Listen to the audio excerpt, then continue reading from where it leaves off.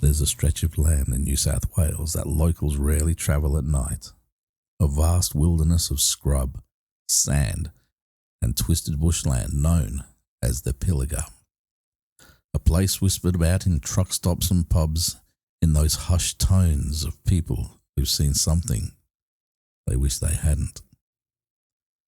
Out here, the night doesn't just fall, it swallows. The shadows grow thick and deep with every sound. Every snap of a twig or distant cry feels like a warning. And somewhere within this dark heart of the bush, amongst the ghost gums and the red sand, walks a figure that has become part of Australian folklore. They call her the Pilliga Princess. Some say she's a spirit, a restless soul wandering the dirt roads that cut through the scrub. Others claim she was real, flesh and blood once, a woman who called the bush her home, and in a way, she still does. It's said the Pilliga is alive, not in the sense that the trees breathe or the animals move, but alive in a way that feels aware, like it's watching you the moment you set foot beneath its canopy. Truckers talk about it all the time.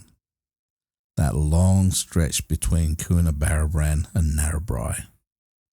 A lonely, winding road through miles of desolation. If you've ever driven it, you know what I mean.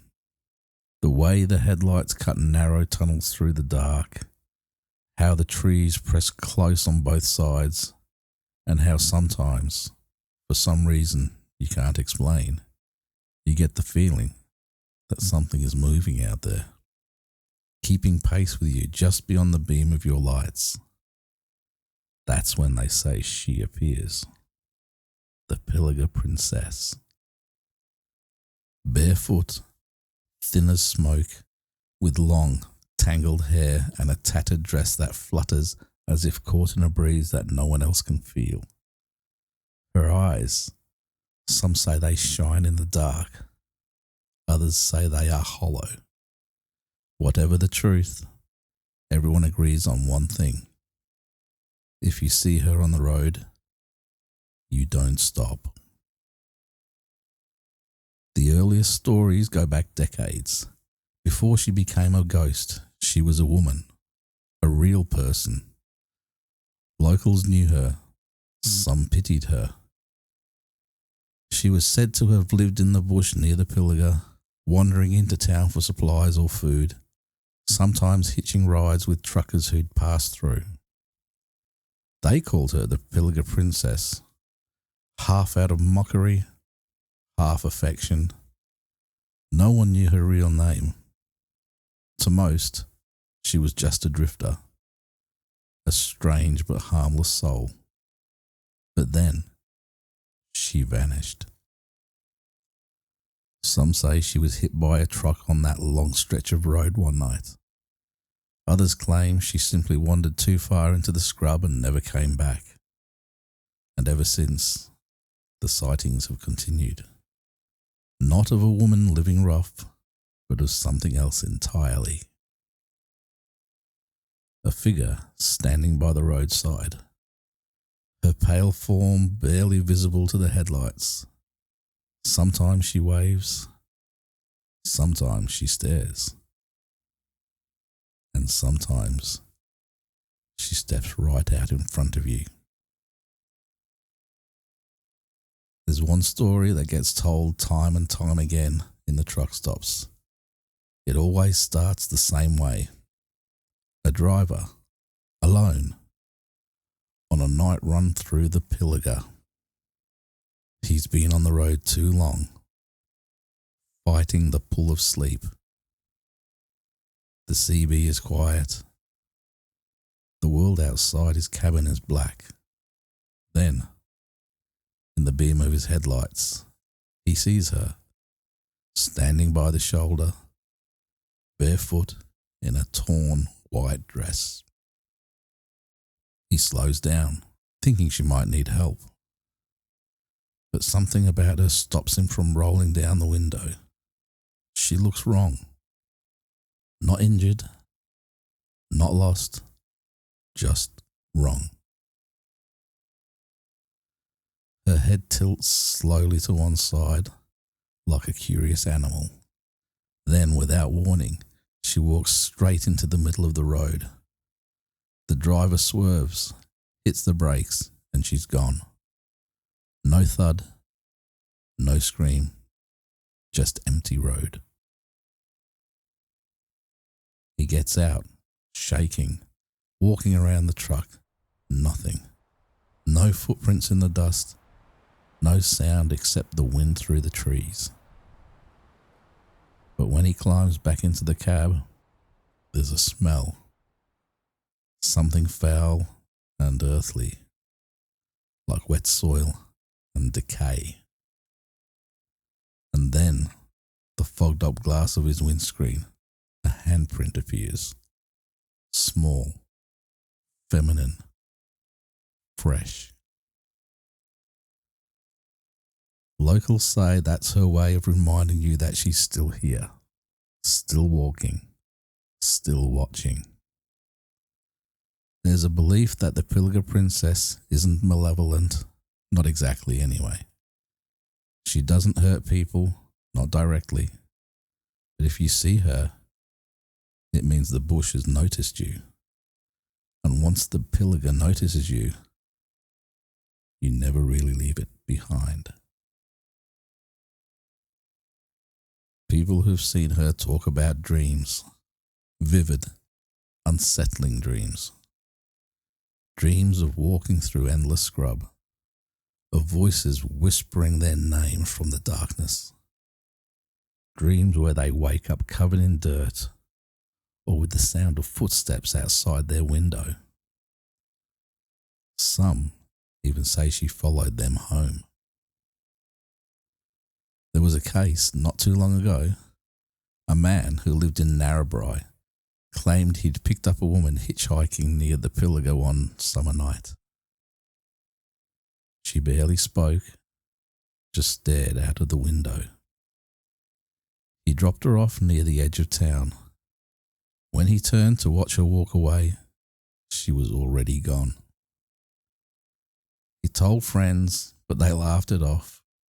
Weeks later, he woke up to the sound of scratching at his window. When he looked out, there was nothing.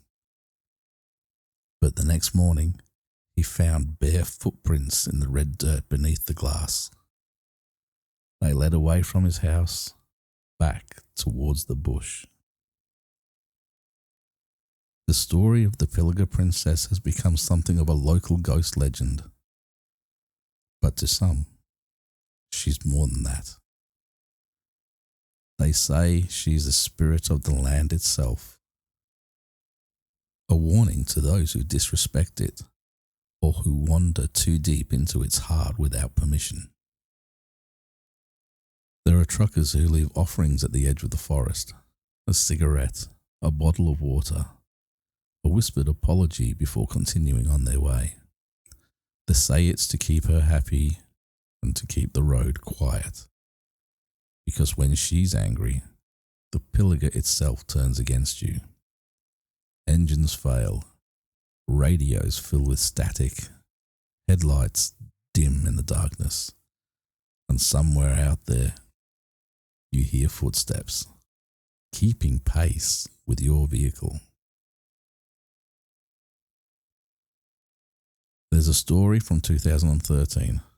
A trucker named Bill, who'd been running the route between Gunnedah and Coonabarabran for years. He knew every bump in that road. One night, near the stretch locals call the Gateway, his engine spluttered and died. Total power loss. He sat there in the dark, trying to restart. That's when he saw her, standing just beyond the glow of his hazard lights. He described her later as like smoke trying to take shape. Her dress fluttered even though the air was still. Her face pale, almost glowing. She stepped closer, slow, then closer still.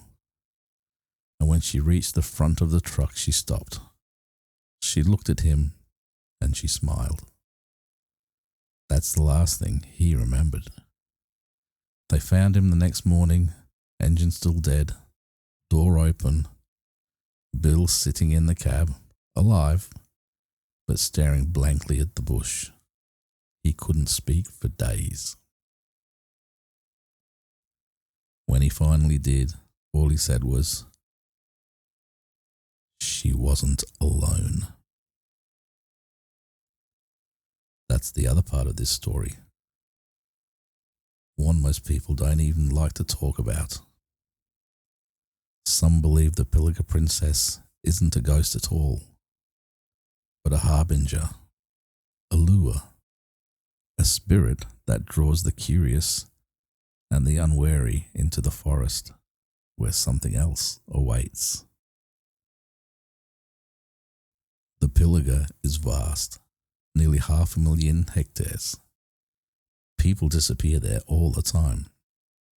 Search parties go out, but sometimes all they find are strange things. Circles of burnt earth, abandoned campsites, and sometimes a single shoe. Those who ventured deep into the scrub tell of hearing her voice, soft, distant, calling their name. They follow it, and then it's as if the forest itself swallowed them whole. But there's another version, a kinder one, if you can call it that. They say she's not the danger, she's the warning. That when you see her, it's because something else is near, something that shouldn't be disturbed. A guardian of sorts, a spirit bound to the Pilliga, forever walking the lonely roads to keep others from wandering too far. A tragic figure, but one with purpose. Still, if you talk to those who've really seen her, the ones whose voices shake when they tell this story, you'll notice they don't like to say her name aloud, as if it calls her. They'll say her, or the lady, or simply that thing out there.